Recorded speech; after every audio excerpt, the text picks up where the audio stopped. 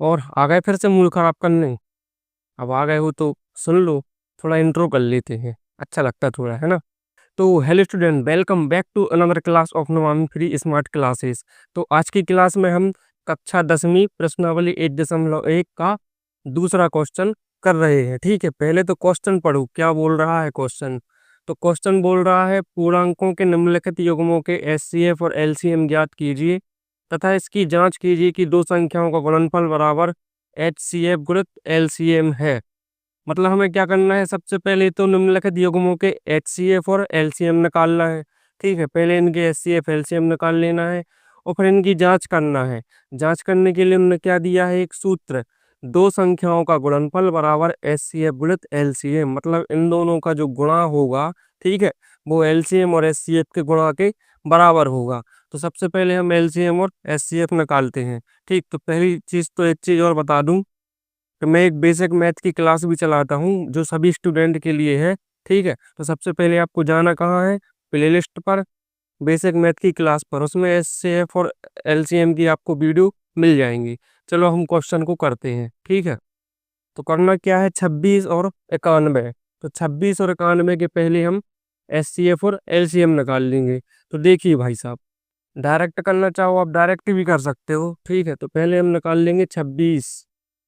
देखो, जब भी एचसीएफ निकालते हैं तो दोनों को हम अलग अलग कटघरे में बिठाते हैं। ठीक है, दोनों कटघरे अलग बनेंगे। ठीक है, 26 में भाग दो, काय का जा रहा, दो का, 13 दूनी 26, यहाँ 13 आ जाएगा। अब 13 में काय का जाएगा, 13 ही का जाएगा, क्योंकि 13 क्या है ना, 13 है ना मेरा है। ठीक है, मनहूस है साला। 91, 91 में काय का जाएगा, 7 का, तो 7 कितनी बार जाएगा, 13 बार, तो 13 फिर आ गया। लो, ठीक है, अब देखो यहाँ, तो 26 यहाँ पर लिखना है पहले हल। अब जिसके जो गुणनखंड निकले उनको लिख लो। ठीक है, तो 26 के क्या निकले गुणनखंड, 26 के निकले हमारे पास 2 गुणा 13। एक लिखना हो लिखो, कोई दिक्कत नहीं। ठीक है, फिर 91 के क्या निकले, 7 गुणा 13। अब देखो इम्पोर्टेंट चीज, यदि हम एचसीएफ निकालें, इन दोनों का क्या निकालें, एचसीएफ, तो एचसीएफ क्या होता है, जो दोनों में कॉमन होता है, दोनों में उभयनिष्ठ होता है, वही इसका एचसीएफ होता है। ठीक है, तो देखो, दोनों में देखो, यहाँ पर 13 है, यहाँ पर भी 13 है। जब दोनों में 13 है, ठीक है, और कुछ तो नहीं है दोनों में, तो दोनों में से एक लिखते, क्या लिखते, एक। अब तीन संख्याएं हो तो तीनों में से एक लिखेंगे, लिखना एक बात है। तो यहाँ पर आ गया 13। अब तो कुछ नहीं है, तो ये एचसीएफ होता है। थोड़ा एचसीएफ और एलसीएम में कंफ्यूज मत होना। एचसीएफ क्या है कि जो दोनों में ही होता है, बस वही, आगे पीछे कुछ नहीं। ठीक है, तो एचसीएफ निकला हमारा 13। अब देखो एलसीएम, ठीक है, ये कहलाती है अभाज्य गुणनखंड विधि। ठीक है, तो ये अभाज्य गुणनखंड विधि से हम कर रहे हैं। अब एलसीएम क्या होता है, देखो, जो दोनों में होता है वो तो होता ही है, दोनों में क्या है अपना 13, वो तो होता ही है, लेकिन जो बचते हैं उनको भी हम लिख लेते हैं। अब देखो, लेकिन करना कैसे है, जो दोनों में है उसको लिखना है एक बार। ठीक है, दोनों या तीन जितनी भी संख्या हो उसको लिखना है एक बार, लेकिन जो बच रहे हैं उनको लिख दो।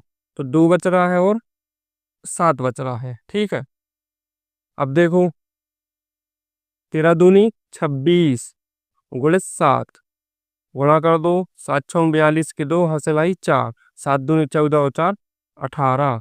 तो हमारा एचसीएफ निकल के आया है 13 और एलसीएम निकल के आया है 182। ठीक है, अब हमें क्या करना है, इसको जांच करना है इसकी। ठीक है, उनने क्या बोला था, दो संख्याओं का गुणनफल बराबर एचसीएफ गुणित एलसीएम। ठीक, तो हम जांच करते हैं, इसको मिटा दे रहा हूँ, इसको यहाँ करने की जरूरत नहीं है, पीछे रफ में करना है। ठीक है, तो यहाँ से हम ये लाइन जो है वो लिखनी पड़ेगी। ठीक है, तो देखो मैंने क्या लिखा, दो संख्याओं का गुणनफल बराबर एचसीएफ गुणित एलसीएम। तो दो संख्याओं का गुणनफल, तो हमारे पास संख्या क्या है, 26 और 91। और HCF विद LCM, तो HCF कितना आया था 13 और LCM कितना है 182। ठीक है, अब इनका करना है हमें गुणा। ठीक, अब देखो, अब 26 का दूनी आपका बनता है तो बहुत अच्छी बात है, नहीं तो भाई ऐसे कर दो, पहले एक का कर दो तो 26 ही आएगा। यहाँ क्रॉस लगाओ, 9 चौंग चौवन की 4, हासिल की 5, 9 दूनी 18, 18 5 23, कितने आएंगे 6, 4 2 6 और यहाँ 23, तो हमारे पास आएंगे यहाँ पर 2366। तो हम यहाँ लिख सकते हैं डायरेक्टली 2366 बराबर। अब इसका इसमें करना है तो यहाँ एक तरफ करना हमें, कर दो 13 दूनी 26 की 6, हासिल की 2, 13 अट्ठे 104, 104 और 2 106, फिर 6 और हासिल की 10, 13 एकम 13 और 10 23। तो यहाँ पर कितना आ गया 2366। देखो बबुआ, ओ बबुआ, ये दोनों बराबर हैं क्या बबुआ? तो बराबर है, तो हमारा जो आंसर है वो भी क्या है, सही है। ठीक है, तो जल्दी से एक चैंप लो या स्क्रीनशॉट ले लो, मैं दूर हो जाता। ले लिया होगा, आजकल के बच्चे फास्ट हैं। तब हम बढ़ते हैं दूसरे क्वेश्चन की तरफ। तो बबुआ, ये रहा हमारा दूसरा क्वेश्चन। क्या है 510 और 92। सेम टेक्निक, 510 के गुणनखंड तोड़ दो। और ये काम आपको रफ में करना है ताकि सर को लगे कि आपने डायरेक्ट तोड़े हैं, बच्चा उसे आ रहे हैं। ठीक है, तो 2 का गुणा करो, 2 से जाएगा बाहर, 2 दूनी 4 बचेगा 1, 2 पंचे 10, फिर बचेगा 1 और 2 पंचे 10। ओ ये तो लफड़ा फंस गए लवा। ठीक है, अब 255 आ गया है तो 255 को जोड़ लो, 5 और 5 10 और 2 12, मतलब ये 3 से चला जाएगा। तो 3 से 2 ती 8 24 बचेंगे, 1 ती 5 15। अब ये 3 से तो नहीं जाएगा, काय से जाएगा 5 से, तो 5 एकम 5 बचेंगे 3 पौना 7 35 और कितने आ गए 17। तो 17 भी अभाज्य है, तो इसका कोई गुणनखंड नहीं टूटता है। ठीक है, तो जो हमारे पास 510 है बबुआ, 510 के गुणनखंड क्या निकले, 2 × 3 × 5 × 17। ठीक है बबुआ, इसको मिटा दूं। ओके बबुआ, अब आया अपने पास 92। 92 के तोड़ो, 2 से भाग जाएगा, 2 चौके 8 बचेगा 1, 12 हो जाएंगे, 2 छंग 12, 2 से फिर 2 दूनी 4, 2 तिया 6। अब 23 में भी किसी का नहीं जाता है, सिर्फ काय का जाता है 23 का। ठीक है, तो 92 के जो गुणनखंड है वो क्या निकले, 2 × 2 × 23। अब देखो इसमें अब जो गुणा एक आता है उसको चाहो तो लिख सकते हो, कोई दिक्कत, कोनो दिक्कत नहीं। ठीक, अब देखिए सबसे पहले हमें क्या निकालना है, इनका HCF। ठीक है, तो इनका HCF मैंने अभी बताया पिछले क्वेश्चन में क्या होता है, जो दोनों में होता है। ठीक है, यहाँ देखो दोनों में 2 है, इसमें 2 है, इसमें 2 है। ठीक है, तो 2 है तो भैया 2 यहाँ पर लिख दो। ठीक, अब देखो यहाँ 3 है क्या इसमें, नहीं है। 5 है क्या इसमें, नहीं है। 17 है क्या, नहीं है। 1 है तो 1 को लिखना चाहो तो लिख सकते हो, बाकी हम लोग समझदार हो गए हैं, 10वीं में आ गए हैं तो हम लिख देते हैं फिर भी, चलो। ठीक, तो इसका मतलब क्या है कि इनका जो HCF है वो कितना निकला, मात्र 2। ओ, मात्र 2, कोनो दिक्कत नहीं। अब हम निकालेंगे क्या, इनका LCM। ठीक है, तो LCM मैंने अभी बताया कि जो दोनों में है उसको तो एक बार हमें लिखना है, दोनों में 2 है तो उसको तो एक बार लिखना है, बाकी जो भी तामझाम बचता है सब लिख दो, कोई दिक्कत नहीं। ठीक, यहाँ 3 और 5 बचा, सो यहाँ 3 और 5। ठीक है, 17 है सो यहाँ 17। ठीक है, गुणा यहाँ पर कितना है, 2 है और 23 है, तो यहाँ पर 2 भी आ जाएगा और 23 भी आ जाएगा। इन सब का करना है गुणा। ठीक है, तो भाई साहब इनका गुणा कर लीजिए, 2 तिया 6 पंचे 30, दूनी 60। तो बबुआ, गुणा में अपन को घबराना नहीं है, करके तो देखो, हो सकता आसान हो।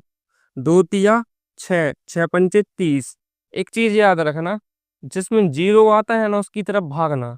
जीरो अगर आता है तो उसकी तरफ हमको भागना है, ठीक है। जैसे 2 तिया 6 पंचे 30, ठीक। अब तुम 17 का इसमें करते, 17 तिया 51, फिर उसका 2 में करते, फिर उल्टा फुल्टा हो जाता। हमें जीरो की तरफ भागना है जिसमें जीरो आए। 2 तिया 6 पंचे 30, ठीक। 30 हो गया, 30 दूनी 60।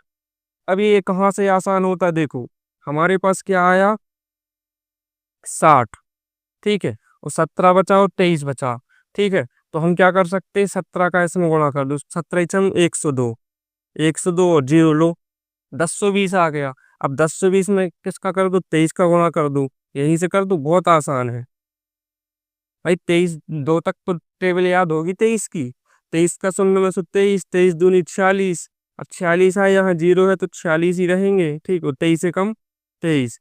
तो हमारे पास आ गया 23,460। कितना आया बबुआ, बोलो बबुआ कितना आया, 23,460। ये आया हमारे पास क्या, इनका एलसीएम, ठीक है। अब हमें क्या करना है, इसकी उत्तर की जांच करनी है, तो जल्दी से हम फटाफट से उत्तर की जांच कर देते हैं।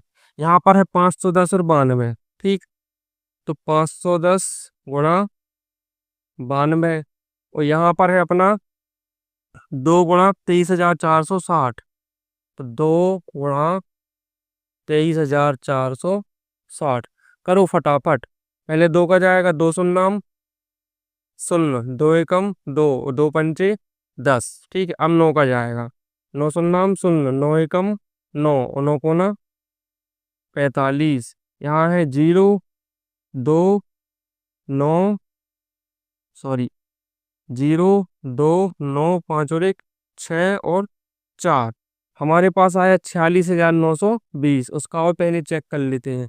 अब देखो 2 का गुणा करना, इसको दोगुना कर दो ना, इसको दोगुना कर दो। ये जीरो, 6 दूनी 12 की 2 हासिल की 1, 4 दूनी 8 और 1 9, और 23 दूनी 46। देखो एक सा आ गया,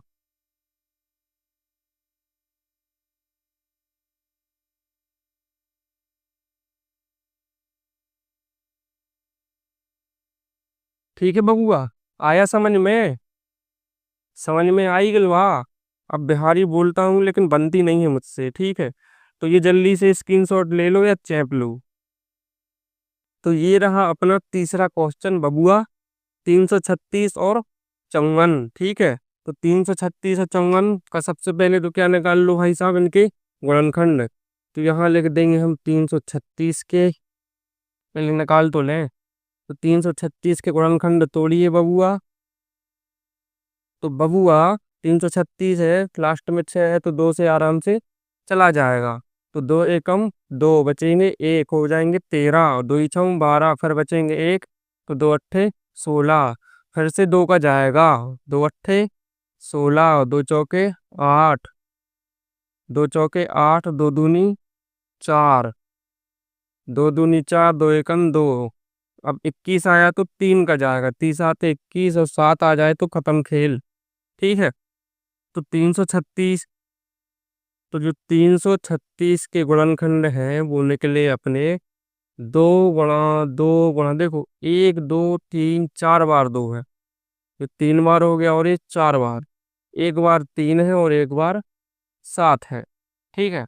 अब चंगन के, अब देखो भाई साहब, मैं आपको ऐसे ही ट्रिक बताता हूँ कि भाई देखो 100 के नीचे लगभग जितनी भी संख्या है हम सबको दुगना और आधा कर लेते हैं, तो इनके डायरेक्ट निकाला करो। देखो चंगन के कैसे निकालना है, 27 दूनी 54, ठीक है। तो 2 गुणित 27 होता है, 27 दूनी 54। और 27 को क्या बोलते हैं,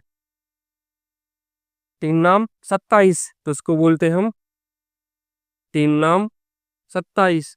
और 9 को क्या बोलते हैं, 3 तिरका 9, तो 3 तिरका 9।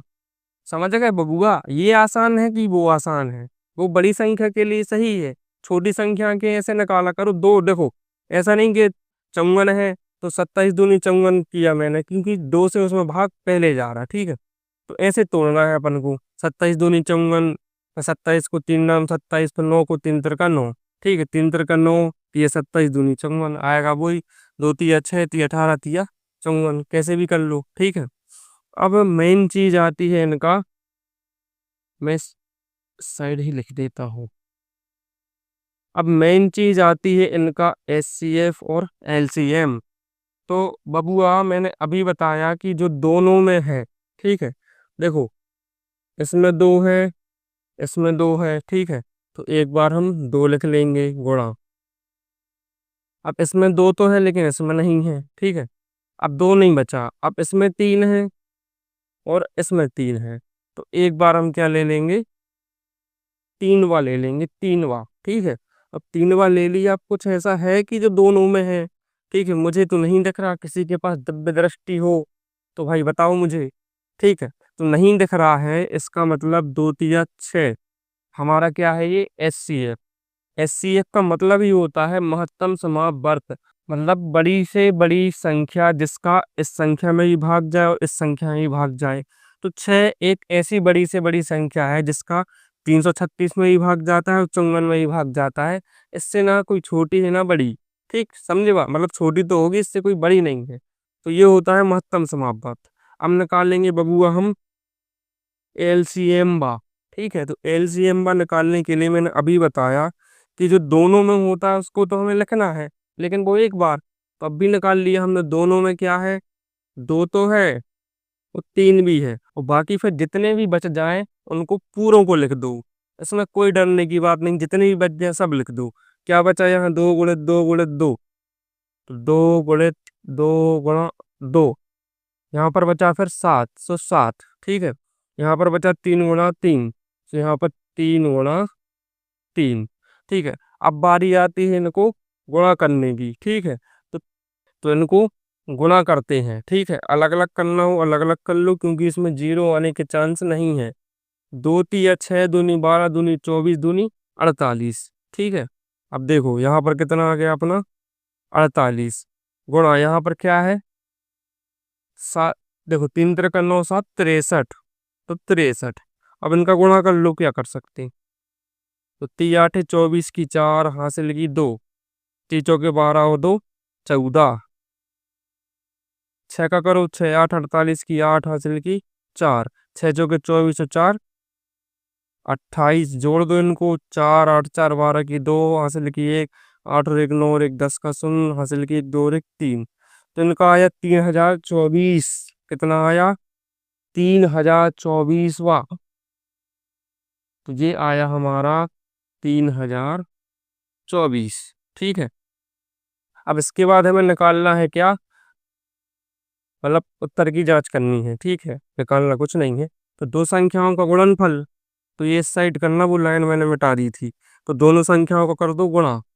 यहाँ पर क्या था 336 गुणा 54, एलसीएम गुणित एचसीएफ। तो हमारा एचसीएफ था 6 और एलसीएम आया 3024, 3024, ठीक है। चलो गुणा करो, ज्यादा दिमाग नहीं लगाना, एक एक अंक का कर दो। 4 × 24 की 4 हासिल की 2, 4 तिया 12 13 14 की 4 हासिल की 1, 4 तिया 12 और 1 13, ठीक है। 5 का करो जल्दी से, 55 30 का 0 हासिल की 3, 5 तिया 15 और 3 18, 18 की 8 हासिल की 1, 5 तिया 15 और 1 16। जोड़ दो 4 4 8 और 3 11 की 1 हासिल की 1 6 और 1 7 और 1 8, या 1 18,144, ठीक है। जल्दी से इसका कर दूं, 6 × 4 = 24 की 4 हासिल की 2, 6 दूनी 12 और 13 14। अब यहाँ जीरो है तो 14 पूरे लिख दिया करो। देखो 6 दूनी 12, 13 14, 14 की अब 4 लिखोगे, हासिल 1 लोगे, 6 शून्य शून्य, फिर एक तो ज्यों का तो लिखना पड़ेगा। तो जब भी दो अंक आए और आगे जीरो हो तो पूरा लिख दिया करो, सीधी बात। 6 दूनी 12 और 13 14, बात खत्म। और 6 दिया 18। तो इस साइड भी हमारा 18,144 आ गया, इस साइड भी हमारा 18,144 आ गया, और आंसर शीट में भी 18,144 है। तो इसका मतलब ये सिद्ध होता है कि हमारा आंसर सही है, ठीक है बबुआ। तो बबुआ यदि आपको समझ में आया हो तो बहुत अच्छी बात बा, क्योंकि क्वेश्चन ये हो गया है खत्म। और समझ में नहीं आया हो तो कृपया करके शिकायत पेटी में अपनी शिकायत दर्ज कराएँ। कमेंट बॉक्स में बताएँ मुझे कि मुझे सर समझ में नहीं आया है, तो मैं आपको फिर से समझाने की कोशिश ज़रूर करूँगा। और वीडियो अगर पसंद आई हो तो उसको लाइक ज़रूर करना, ठीक है? दोस्तों के साथ शेयर करो और जो नए देख रहे हैं भैया चैनल को सब्सक्राइब ज़रूर कर लिया करो। देखो भाई मेहनत करते हैं, यहाँ पर देखो कितनी गर्मी हो रही है, वीडियो के चक्कर में पंखा नहीं चला पाते, पसीना दिख रहा है आपको? नहीं दिख रहा है, अभी नहीं आ रहा है, आता है लेकिन ठीक है? तो मेहनत करते हैं इसलिए सब्सक्राइब ज़रूर कर लिया करो। तो इसके बाद तीसरा क्वेश्चन हम करेंगे अगली क्लास में, तो मिलते हैं अगली क्लास में, तब तक के लिए बाय।